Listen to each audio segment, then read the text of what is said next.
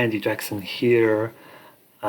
Huge thanks to Queensland Poetry for giving me this opportunity to give a poetry reading this afternoon or this evening or this morning, wherever you are. Wonderful organisation, and huge thanks to them. Also huge thanks to the Djajawarang people on whose land these poems were written and this recording is being made. So I want to acknowledge their elders past and present and the ones to come. I'm going to read 6 poems from this collection, Human Looking, which has just been released. This first one is called Operations, and it comes from my surgical and medical file as a child.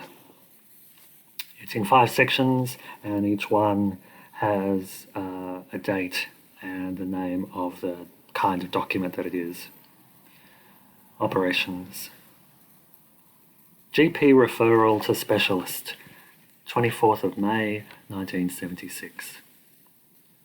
This 5-year-old boy. I've been able to reassure his mother about the former, but the latter is worrying her, particularly as the father, as a result of severe... Could you please outline his future? Letter from Professor of Pediatrics, 17th of September, 1982. We like to feel quite certain. Abnormality, the very characteristic opinion. Disorder of the connective, I think, suspect mild or even serious, really serious problems. A little bit of nuisance. This process should be repeated, allowed to progress to a severe stage, to give a very simple and factual description. Just a name, just what he feels. An error, cropping up. Operation sheet, 7th of January 1987. Complicating through the old incision down into the possible, to expose the sacral, the fusion mass, wires, sublaminar wires, double wires, contoured rods into the wings of the ilium. Moderate correction, but remarkable how rigid the spine, stripped and decorticated, and bone graft laid out on the concave. Wounds were all closed. This lad has lost a lot of blood. 1,590 mils. He can be mobilized when into a low sort of brace. Satisfactory. Nurse's progress sheet, 8 to 15th January 1987. Tolerating, quiet, drain continues as ordered, tolerating this reasonably unsettled gauze found at 8 a.m, leaking, dressing, reinforced, some relief, light diet, not very interested, bile stained, fluid, no visitors, pressure care, morphine, a small bleed, quite settled, cooperative, from mid-back, sitting on edge, unsupported, tends to lose balance, looks pale, still slight, down, unsettled, early in the evening, found half out of bed at 11:25 p.m. with his feet on the floor, awaiting signature, disoriented, needs encouragement, quiet and intact, obs stable, hair washed, brace realigned, and he stood up and walked a few steps for discharge tomorrow home. Letter from Mother, 23rd of January 1987. Dear, we hardly know, but the extra, regular trauma of a hospital stay, the whole person in isolation, wonderful operation, anxiety of the days we couldn't have chosen. See you when we come back. The second poem is really, I guess, wanting to explore the deformity within some of the classical myths. This one is Sisyphus, and yes, it explains itself. It's his experience of carrying the stone up the hill and having it roll down over and over again. It's also my experience. And I think on some level it is the experience of everyone who is stigmatized. Sisyphus, deformed, looks back over his shoulder. The hill is everywhere beyond my front door, and what I carry can never be put down. It's hard to remember a time when this weight was separate from my body. Aware it's being watched, the skin grows quickly over a burden, hardens like a myth, but keeps its sensitivity. There's a constant hum in my inner ear, and my nervous system is awash with fatigue. The enduring task is to leave the house, practice the art of oblivion, as if that could deflect your attention. At least it's exercise, or rehearsal, for what I'm not sure. Am I lifting history, your thoughts of me? The hill could be the entire human world. The hill could be my shame, steadfast and cumbersome. Each morning I wake, spent, begin again, scale and descend,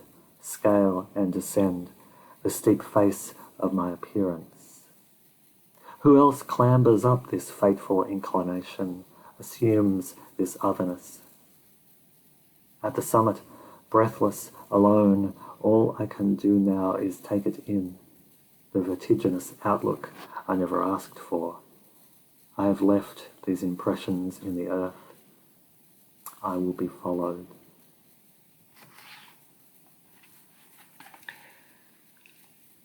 This next one is called Formiti, and it's a collaboration, an involuntary collaboration with William Hay, who wrote an essay called Deformity in 1754.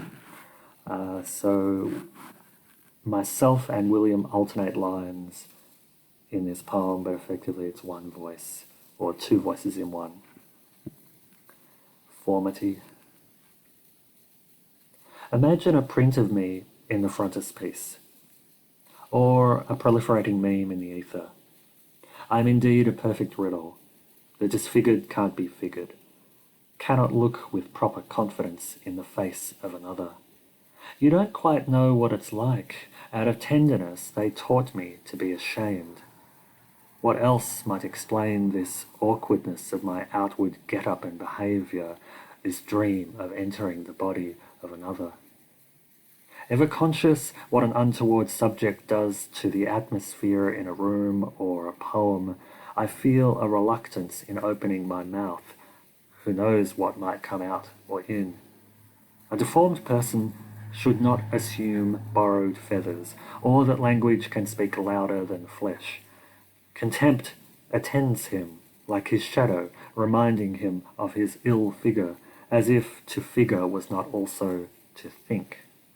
When I die, I care not what becomes of this carcass. While I live, let me care what becomes of you. I desire my body may be opened, as these words are opened and never fixed. And I am a good subject of speculation, for all in me is nature.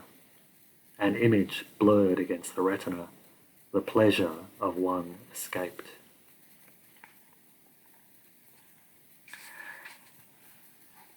And I think on some level, on a similar theme of escape, this poem is called Song Not For You, and it's a response to a Rilke poem, The Song of the Dwarf, which on my reading is a kind of objectifying and othering of the person he is supposedly writing in the voice of.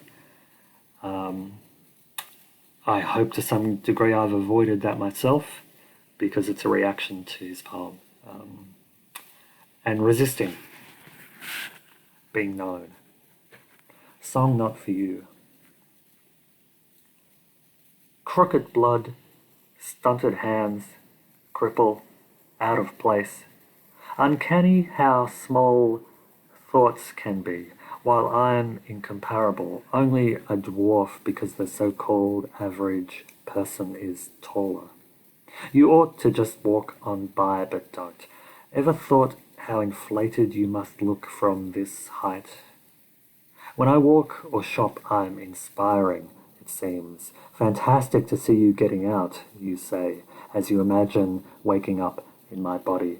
The courage you'd need not to kill yourself, stat. How do you live with that? That's me, wandering back, distractedly eating, wow, a sandwich. In my home, I've made it so I come face to face with the cupboards and oven, belonging as we all want it.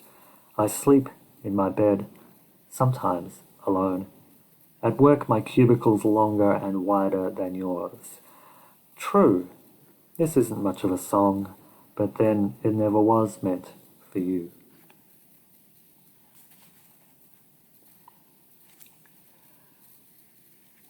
This next poem is called Flesh, and it's for Rachel, and it is in memory of her mother and my mother, who died in recent years.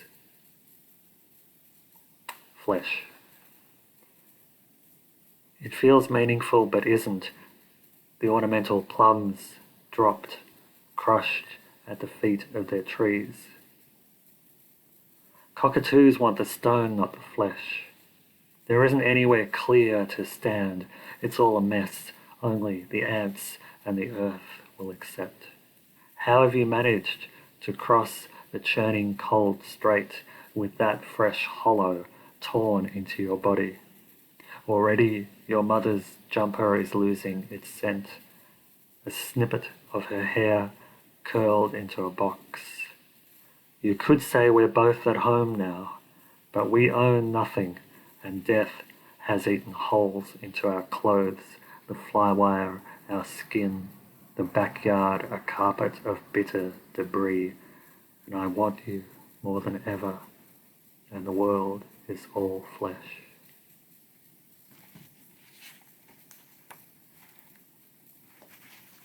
This final poem that I want to read to you is called The Change Room, and yes, it comes from this feeling that on one level, maybe not entirely, but on one level, public swimming pools are a very democratic space and a space of vulnerability, and those two things belong together.